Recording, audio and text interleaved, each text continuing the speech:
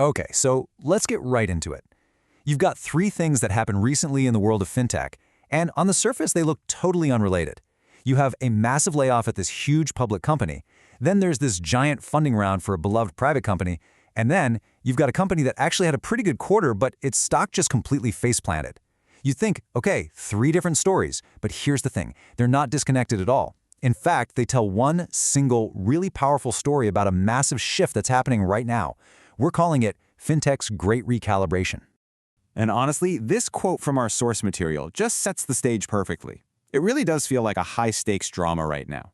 We've basically got our three main characters for this episode: Block, Plaid, and Shift4.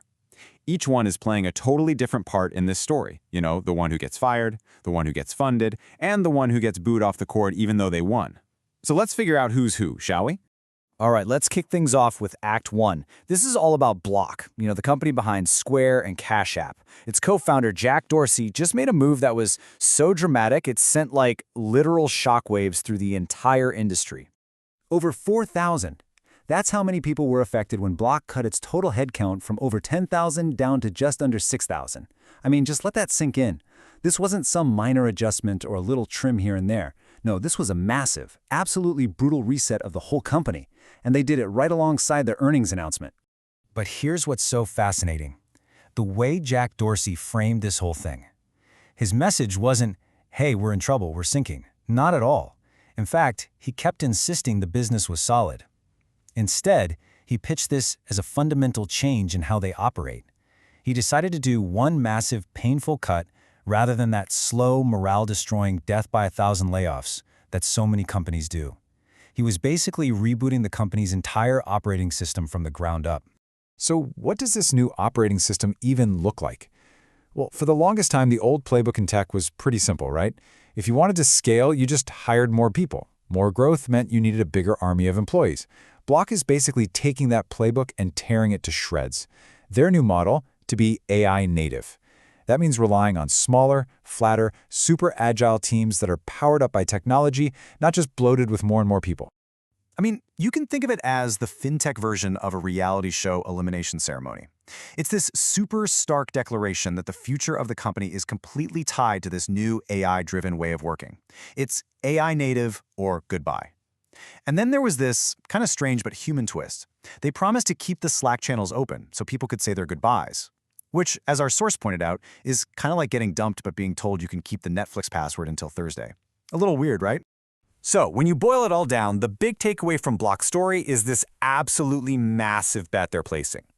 They're saying that the only way to scale up and actually improve your margins in the next few years is with a 1-2 punch of AI and a much, much leaner workforce. This could literally be the new blueprint for the rest of the tech industry. Okay, so that's Block's very public drama. For our second act, we're going to shift gears completely. We're moving away from the public markets and into the much quieter but just as important world of private companies. And our star for this act is the fintech infrastructure company Plaid. And wow, has Plaid been on a roller coaster ride? Just look at this. Back in the fintech gold rush of 2021, Plaid was valued at a wild $13.4 billion. Then, well, reality hit, and that valuation came crashing down to about $6.1 billion. But, and this is the important part, this new funding round brings them back up to a very solid $8 billion. So yeah, it's a story of a dramatic repricing, for sure, but it's also a story of a really significant recovery. And this analogy just perfectly captures the two different universes that private and public companies live in. Plaid gets to pull up post-glow-up photo dump, They get to celebrate this big funding win. All while the public companies are getting screamed at by the markets, where's your guidance for next quarter? It's a totally different vibe. Seriously, publicly traded companies like Block and our next one, Shift4, they live under this brutal quarterly microscope. Every single number, every decimal point gets torn apart by analysts. But as a private company, Plaid has this amazing freedom. They can actually play the long game. They can focus on building out their products, thinking strategically about an IPO down the road, all without having Wall Street breathing down their necks every 90 days. So what's Plaid's story really telling us? Well, this $8 billion funding round is sending a clear signal to the market. The wild, crazy, sky-high valuation days of 2021, yeah, those are over. But, and this is a big but, for really strong foundational companies like Plaid, the private market is absolutely alive and kicking. The money's still there, it's just attached to much more realistic price tags now.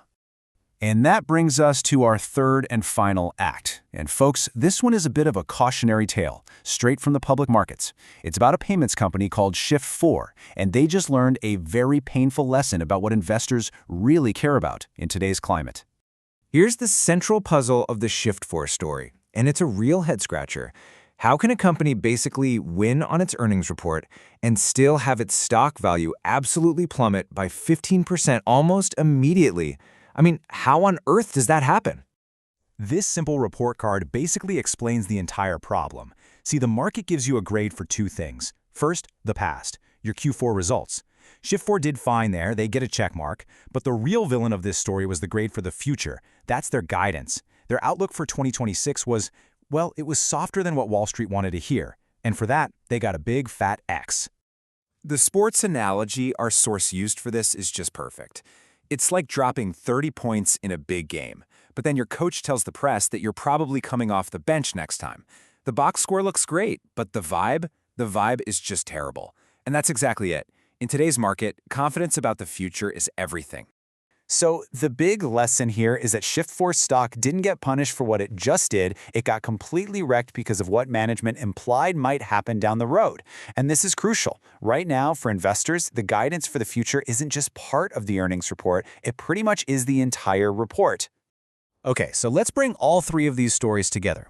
You've got Block and its brutal AI reset. You've got Plaid with its quiet comeback in the private market. And you have Shift4 and its public punishment. When you put all of them side by side, you see they're not just telling their own individual stories. No, they're actually writing the new rulebook for survival and success in fintech today. So what's in this new rulebook? Well, the rules are becoming pretty clear. Rule number 1 comes from Block. Your company's operating system has to be AI native. That's how you scale efficiently. Rule number 2 is from Plaid. The private markets can be a safe haven from all that public scrutiny, but it comes at a price, a more realistic one now that the era of free money is gone. And rule number 3, the painful lesson from Shift4. The future is worth way more than the past. What you did yesterday just doesn't matter as much as the story you can tell about tomorrow. This whole great recalibration is forcing literally everyone in tech to rethink their entire strategy. It's a really fundamental shift that goes way beyond just Block, Plaid, and Shift4, and it leaves all of us with one crucial, forward-looking question to think about. As these new rules start to become the norm, who out there is actually building for tomorrow, and who is just scrambling to survive today?